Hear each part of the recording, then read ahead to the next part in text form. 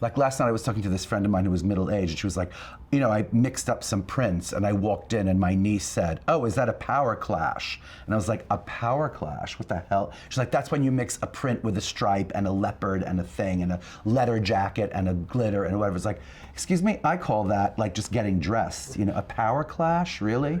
Because my manager, Kara, you know Kara, right? I think she's really concerned about me being like old and having only old people follow me and like me and come to my shows, which, by the way, I don't care. As long as you buy a ticket and follow me on Instagram, I'm fine. Seriously. They got some dollars and they spend the dollars, okay? But I think she's concerned that like the youngins won't like me or something, or they won't understand. So she tries to like infiltrate me with like younger people. Like she gets all these young people to sort of do stuff with me. She like tries to get me to go to do like stand-up at like little tiny venues in Brooklyn, which I do, and then I say something that offends somebody, right?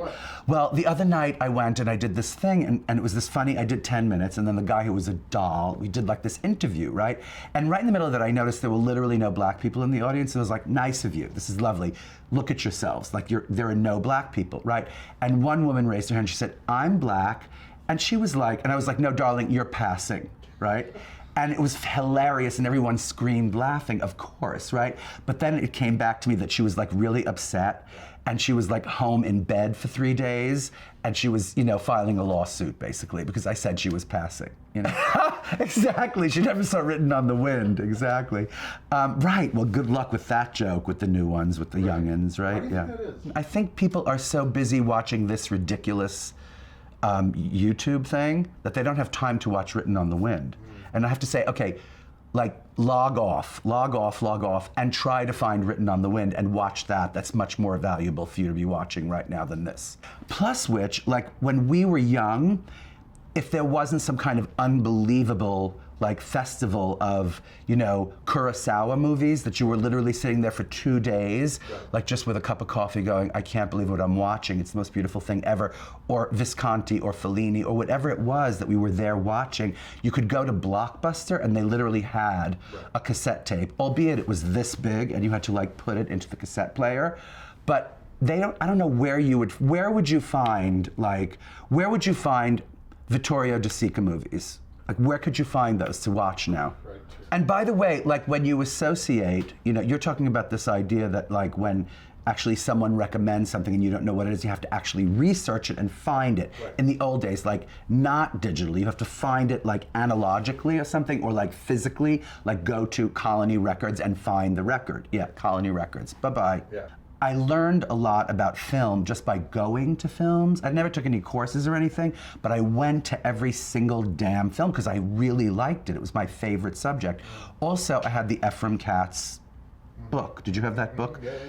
The filmology, the chronology, and it was like every single movie for pages and pages. It was literally this big, the Ephraim Katz film dictionary. Hey Ephraim, if you're still with us, call me, okay? Because that was the most genius thing in the world, and it came out in volumes. Like there was one volume and there was another. He kept updating it, right? And so like if you wanted to know about film, you had to go to the movies or go to Blockbuster Film and rent like 6 videos and watch them all and then return them and rewind. Be kind, rewind. But now, and the association's like, okay, get up, go to the shelf, get the book, look it up, read it, you know, as opposed to just going like Kurosawa. It's okay, it's fantastic actually, but I do think that you learn stuff by association. Like when I work in the theater, it's much easier to memorize things when you associate it with moving, right? When you learn the blocking, that's when you start to memorize the lines. You commit it to memory. It's like, so when you do the act of going to a book, you associate the thing with actually reading something that you sought, and you absorb it more. I swear to God, you retain it more. But too much brain space. Well, that's the thing. It's like, you know, if only I had cards that I could insert in my brain and just download, exactly. But that would work if I had a card that I could insert in my brain and download a whole bunch of information and just like suck it out of my brain and put it on a shelf, and then I could have all this brain space for like other stuff, you know? If I could download all of the information that I know about like the Real Housewives of New York City, there would be like all this other brain space that I would have for other things. Well, wait a minute, because I was in Spain just recently in Seville, like the night of those big processions for Easter. It was crazy. And whereby we had like these tickets to be in a balcony somewhere. It was very chic, right? But anyway, the point is that we went to a bar, which was on the rooftop of this fabulous little building, which overlooked this unbelievable, like weird but Gothic cathedral. It was like the most weird Gothic architecture I've ever seen in my life. Like it was Moorish in this way and beautiful. Anyway, so we were sitting there and there was this girl. And it was insane. She was like at the edge of the thing where the glass was. You looked over and could see through the glass, and you could actually see this unbelievable view of the church. And it was a church, and she was doing this like stuff for Instagram, and her friend was filming it, and we were looking at her going, that is crazy, right?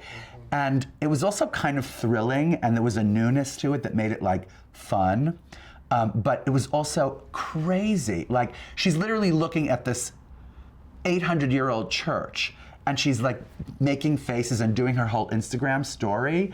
And I was thinking, well, that's the person who has 4 million followers, by the way, you know? Good or bad? I don't know. You know, I go through things with my husband and also Ben Walzer. Do you know who Ben Walzer is? My musical director, right? Ben, it's hilarious. If you follow Ben, like suddenly there's no Ben Walzer on Instagram. He logs, he's like, I can't do this anymore, right? And then 3 hours later or 3 days later, he comes back to Instagram. It's so funny because he can't stand it, and then he sort of can't live without it, you know? Bad girlfriend. It is, it's the bad lover, it's the bad boyfriend, right? Yeah. It's not about being famous or known or anything, you just want other people to like you a lot. And you know, you want to be at least as popular as like that person or that person or that person. It's terrible. Yeah. It's terrible. Ugh. But it's also so addictive, and it's also so fun. And I think ultimately it's great. I think ultimately it's like, you're right, like glasses are great because otherwise you wouldn't be able to see, you know, and they figured out how to see. So I'm sure there are like crazy things that happen to your eyes and crazy things that happen to the world because of glasses that shouldn't be happening. But, right, like nature does not like glasses. But what are you gonna do? Like somehow, ultimately, glasses are very good. Whereas I think like social media, there are so many terrible things that happen because of social media. But also like, so many great things happen, like political movements and revolutions in Syria. I mean, like it's really something, you know, I think. Every little shit you take, we have to, who cares?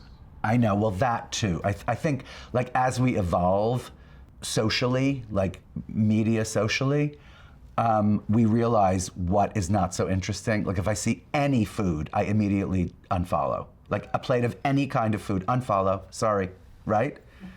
Like even the wittiest photograph of food I have to unfollow, right? Seriously.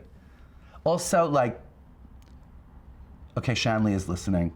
Pictures of babies, unfollow. Social media just kind of like, it's like a magnifying glass, so it's really makes it hard, you know? It's like when you want to kill an ant, you can either step on it or you can like magnify heat and kill it slowly. I think that's what social media is. It's like a magnifying glass that is killing us slowly. Just step on us for Christ's sake, you know? Congratulations, just step on us, right?